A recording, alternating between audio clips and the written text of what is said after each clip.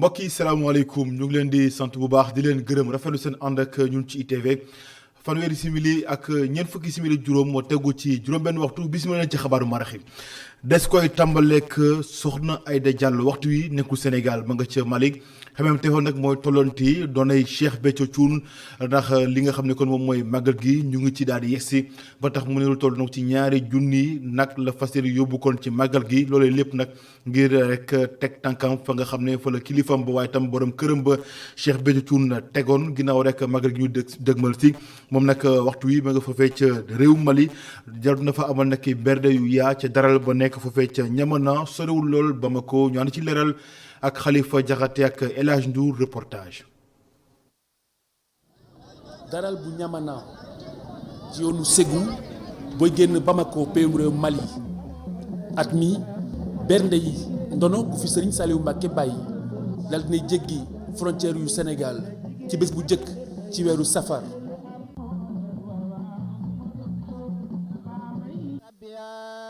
soxna Aïda Diallo donte fekk ko ci réew mi dal dinay feddali cant gi niki ni ko sangam doon borom këram Cheikh Béthio Thioune daan defee ci ndigalu Serigne Saliou Mbacké ay kilomètres ngir feddali taxawaayu cheikh bi taxawaay bu dafa uyu ci bëggu-bëggu Serigne Touba ngir sant boromam subhanahu wa taala. ku gis lii xam ne mbirum Serigne Touba rek la lim bi nag fi mu nekk nii ñu ngi tàmbali ci yëpp camion yi tàmbali nañoo chargé camion yi ndax camion yi ku ne xam na ne diggante Mali yi ñu ne ak feefa Touba ab diir la ab diggante la moo tax dañuy seet lim boo xam ne dana dëppoog camion bi ba nga xam ne du sonal nag yi ba ñuy àgg Touba ak jàmm ak salaam. mooy tey kese 2000 lañu bëggoon chargé waaye xamaguma ñaata lay jënd nag en tout cas daal nee na pareegul xaajul pare. lu ëpp ñaari junniy jur bàyyi ko Mali dëgmal Touba ngir waajal màggal gi fanweeri camion ak ñeent bàyyi ko nañu Ñamana muy xaaj bu njëkk bi ñu leen di xaar ci Touba.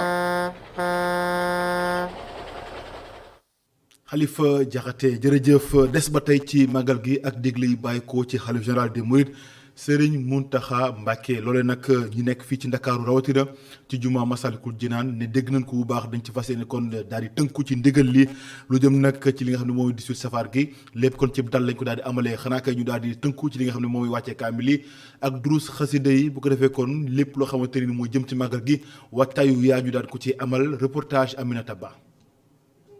Aminata Ba kon du ñàkk na ci dikkaat mu gën a yaatoo ak moom bi nga xam ne defal nañu gëstu woowee ak Mafal Fall yi daal di àddu kon ci état wu Sénégal moom nag kon lu ji njàkk ci mbënd mi ci Sénégal moom mooy njàkk ay kàddu la bàyyi ko ci njiitu Agir di Thierno Bocoum tey moo doonoon ganuk Mamadou Ibra Kane ci émission bii di JDD ci rajo ak ci ITV jàpp nañu tamit li nga xam ne moom mooy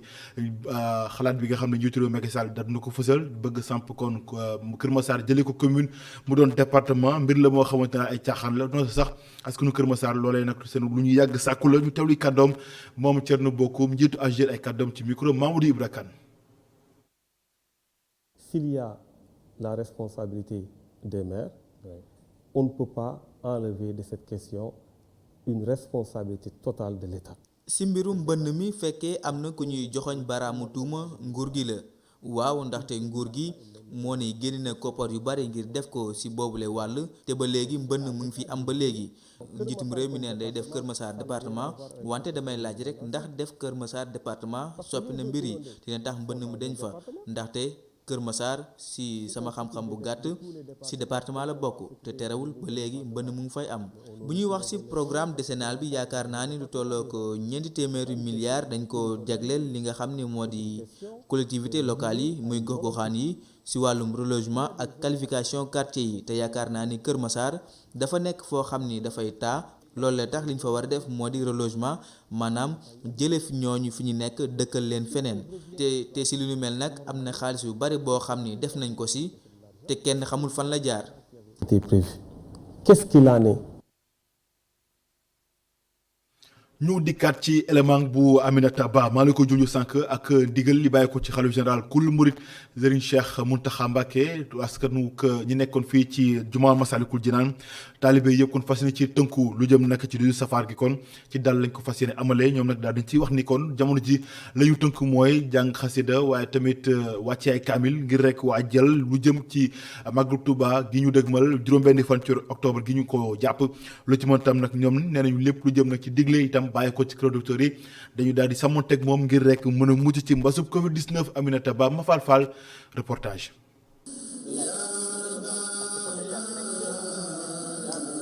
juma Masalikul Jinaan taalibe murit yi di amal ren gi safar bi ci beneen anam. murit daana nekk ci wàccaay yoo xamante ne macha allah di waajal màggal ko sëñ Bàmba gi waaye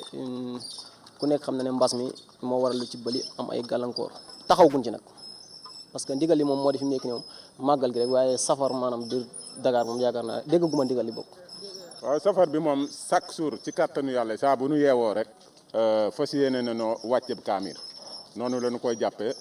ba màggal gi ñëw ñuy jàng ay xasida ak salaatu ala nabi dem rek ñu ngi def fii premier safar doon fi màggal safar bi waaye dañu topp misir yi li nga xam ne mooy barrière yi.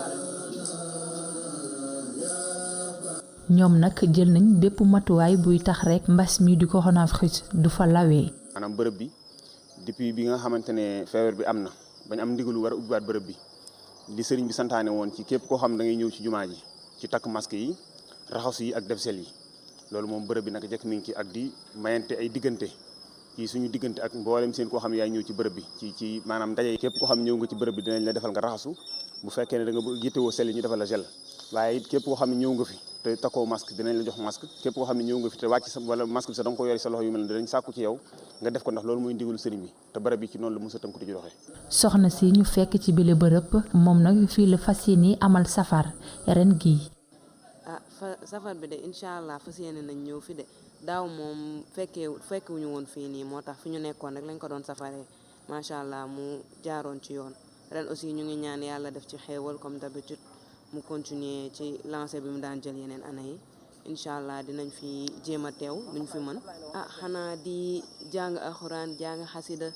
bernde voilà comme d'habitude daal ni ñu ko sëñ bi digalee rek noonu lañ koy defee incha allah. mbas mi di coronavirus tax niñ doon waajali màggalu Tuuba ren gi wuute lool taalibe murit yi jamono ji ñuy xaar ndigal bu jóge ci xalif général des mourides ngir rek ñu mën a door seeni activité comme niñ ko doon defee at yi weesu. Aminata Ba jërëjëf kuréel bi nga xam ne moom moo yor lépp lu jëm ci xeex jàngoro yi wàllante ci Sénégal def nañu xayma gu yaa ci tolluwaay mbas mi ginnaaw lu toll ci juróom-benn weer yoo xam ne mu ngi fii ci Sénégal ñoom nag ginnaaw gi la ñu daal ba ñu waxtaanee ba noppi la ñu fas yéene rek def mooy fexe ba xool yoon woo xam ne yoon mucc ayib la ngir ñu gën a mën a tënk woppi Covid 19 ngir mu bañ a gën a law ci Sénégal ginnaaw gi kon directrice de la santé publique di docteur Marie Khemesse Ngom Ndiaye daal na ci yëkkati kàddu ñu teewlu ko. xam nga yéen juróomi fan yi wër ngeen amoon nañ lu toll si mun naa wax ne presque 75 activités parce que nee naa la ñi fi daje dañoo jaxasoo même bu fekkee ne benn objectif la une centaine d'activités mais li gën a metti diggante démb ak tey mooy ñe ci yooyu ngeen am ku ci nekk fukk ak juróom nga ciy génne xam nga loolu mooy di nga am loo bàyyi ci yow loolu nag mooy solo liggéey bi mooy ne engagement communautaire bi laboratoire yi ñu yoroon centre de traitement ak yooyu yëpp ku ci nekk ca fa nga toog dañu la juróom nga ñuy jox muy fukk ak juróom donc loolu am na solo wala ñett nga ñuy jox loolu la ñu bëgg léegi nag bu ñu ko tënkee ba léegi nag ñun du ñoon ñoo yore capacité yi bu ñu paree dañ koy jox le ministre de la santé action sociale bi nga xam ne moom a fi teg moom mu jox ko l'ensemble du gouvernement ñooñu nag jox ko tey ki nga xamante ne mooy suñu njiit donc li ma bëgg a wax daal mooy ne jéem nañu xëy na mataleeguñu mais yaakaar naa ne li ñu jàng fii ci juróomi fan yi suñu ko booleeg la ñu xamoon ci lu baax te ñëpp sàlloog geste barrière yi jàpp nañu virus bi xëy na bu ko neexee gaa mu toog fi mais dina jàpp ne ñoo ko ëpp doole. kuréel gi ëmb jaaykatu restaurant ak ñi nga xam ne kon ñoom ñoo ciy yëngu ci wàllu woowee nekk ci Mbour géej ñoom nag la ñu bëgg daal mooy ñu daal di ubbiwaat bërëb yooyu waaye itam ngir ñu daal di tàmbaliwaat seen liggéey nu mu gën a yaatoo ndax seetlu nañu ni mbas mi kon dangar gi dafa wàññeeku bu baax a baax li ñu ko amee itam ndax nu kazalika loolu nag tax ba ñu sàkk loolee kon ci kilifay réew mi ngir rek ñoom seen liggéey mën a tàmbaliwaat ñoom sax dàkkuñu kon ba indi joyante ci lu jëm ci liggéey bi maanaam waxtu ñu fas yéene ubbi loolu lépp kon dàkkuñu ko ne nag ngir ni ci bëgg rek mooy fexe ba liggéey bi daal tàmbaliwaat waaye itam touristes yi tàmbaliwaat di dikkaat fii ci Sénégal rawatina kon seen bërëb ba ngir ñu mën a am lu ñu yóbbu seen kër reportage bu Mountaga Kane ci diwaanu Mbour. restaurateurs yi li ñu gis mooy Sénégal war na mën a ubbi saison touristique bi ci weeru octobre bii di ñëw. une des questions principales li ñu ëppal solo moo di ñun ñiy yëngu ci wàllu tourisme ak ci at yëpp pare nañu ngir nguur gi ubbi saison touristique bi ci weeru novembre ci soobee yàlla ndax gis nañu ne mbas maa ngi dellu ginnaaw bu baax a baax ci réew mi gis nañu ne nguur gi war naa mën a wax ak Union européenne ngir ñu xam ne Sénégal pare na ngir ubbi saison bi incha allah comme on dit. ñoo ngi sàkku tamit nguur gi daal di dindi tëj bi ñuy tëj restaurant yi bu minuit jotee ñu daal di koy yaatal ba mu weesu foofu. Voilà, dans le cadre du travail, c'est vraiment arriver à faire lever cette li ñu bëgg ci wàllu liggéey bi moo di fexe ba waxtu tëj bi ñu daal di ko yaatal daje nañu ak préfet bi mu xamal nañu ne pare na ngir jàppale ñu ci wàllu woowu pare na tamit ngir waxtu bi ñu gën ko yaatal wante ñu foog ñu ànd ci ak matuwaay yu tënku ci ndigal yi waa kër docteur joxe ci wàllu fangatiku ci jàngoro yi qui sont demandés, à savoir le respect des mesures barrières, etc. ñu fàttali leen ne kàddu yile mu ngi bawoo ci ginnaaw bi ñu defee seen assemblée générale buy taxawal kuréel bi nga xamante ni mooy réseau des restaurateurs de la Petite Côte bi amoon ci njeexitalu ay bés bile. Mountaga Kane jërëjëf ginnaaw kon Mbour gi dañuy dem ca diwaanu Bargny foofu nag daal du ñuy samp lépp lu ñu dippee kon xeex mbalit ak la ko ajo ngir rek dëkk ba gën a set wicc loolu rek mooy seen xemem teef ñu ko amee nag ci teewaayu Abdou Karim Fofana jëwriñ gu ñu dénk wàllu urbanisme set ak cetal fii ci Sénégal maire ba di Mouhamadou Gaye Abdou Seck la muy sàkku daal mooy fexe rek ba li nga xam ne moom mooy kuréel ab société la ju dippee ko kon société sidérurgie turki di Tosyali ngir rek ñu daal ko toxal foofee ndax nag jàpp nañu ni kon buñ ko fa toxalee kon lépp lu jëm ci wàllu alam gi dina doon lu gën a mën a ñoŋ ci dëkk ba ñu teewlu kàddoom moom maire Bargny ay kàddoom ci micro Babacar Seck. dafa am benn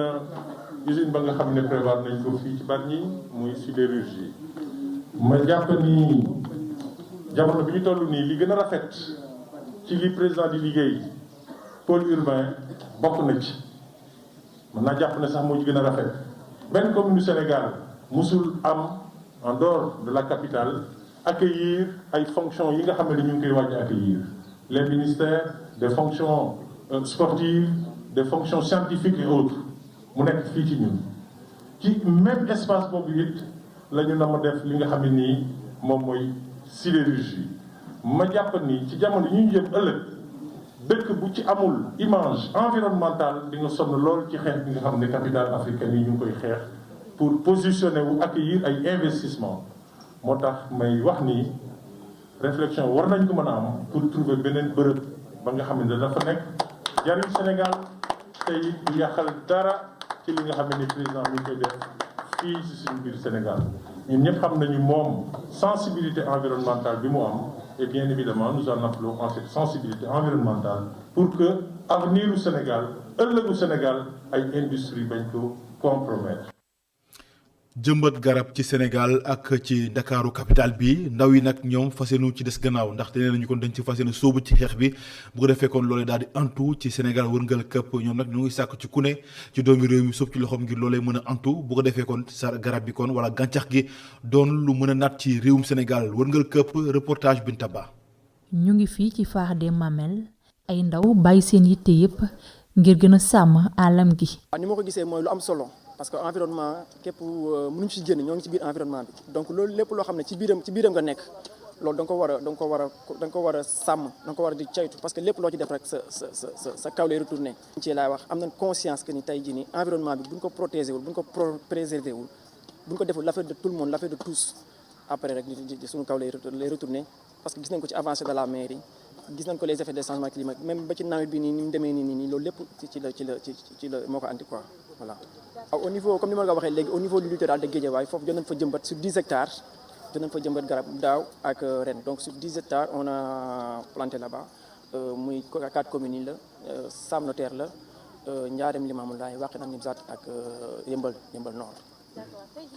ndaw ñi dajaloo ci ab forum ñoom nag yemuñu rek fii ci Ndakaaru waaye dañuy amal ay jëmbat garab ba ci biir réew mi. ñu ci Dakar rek wax dëgg yàlla ndax yàgg nañ ko def di def ay tournée di wër ci région yi di ko planter di jàppale nit ñi ci matériel yu jëm ci wàllu mbay meek lu jëm ci environnement lu jëm ci jëmbat garab parce que tamit comme ni ma ko waxee rek am na ñoo xam ne dañuy wër ci dëkk yi lu mel ni ci biir Sénégal gi di dagg ay garab ñu naan les coupeurs d'arbres tax nañ ba léegi taw bi am na fukki at ci ginnaaw taw mi nu mu waroon tawee mënu ko taw noonu ndax dañuy wax ne garab ci surtout garab yu mag yi day nekk loo xam ne dafay xëcc taw mi comme nag waaw. message bu may lancé ndaw yi mooy ñu gën a farlu gën a xam ne garab daal mooy comme ni ñu koy waxee buñ ko jëmbatee daal suñu wér-gu-yaram suñu koom-koom lépp daal mën na cee jóge ndax garab mooy nit waaw. Adama Sène muy woo autorité yi di wax rek dañoo war a dugal seen loxo ci activité yu ni mel. doivent descendre sur le terrain accompagner les jeunes pour suivre cet exemple là parce que ñoom aussi bu ñu wàccee rek maanaam seen kii mooy gën a fës boobu muy gën a fës am na ñoo xam ne tey seen idole nan am na ñoo xam ne tey ñoo ngi xool si ñoom di roy si ñoom ñooñu nañ kii li ci exemple boobu nañ ci bàyyi xel quoi donc ñoom nañ ñëw ànd ak jeunesse bi la jeunesse est là elle est engagée c'est une jeunesse citoyenne. ngir daal di xeex déforestation ak changement climatique yi ndaw ñi daal di jóg ngir jëmbat ay garab ci réew mi yépp nekk loo xamante ni askan wi ñu ngi koy rafetlu. Aminata Ba jërëjëf mbokk yi jërë ngeen jëf rafetlu seen ànd ak ñun ci ITV loolee kon moo laf laacu xabaaru marax yi 19h45 ci yaatal ci kàllaama tubaab ngir ànd ci ak sama Monique Sagnan ci kanam tuuti seen émission La Totale ak Mamadou Ibra Kane fii ak boobu ngeen wéy di ñu topp ci ITV ndax mbir ngi ci jërë ngeen jëf ñu fanaan ci jàmm.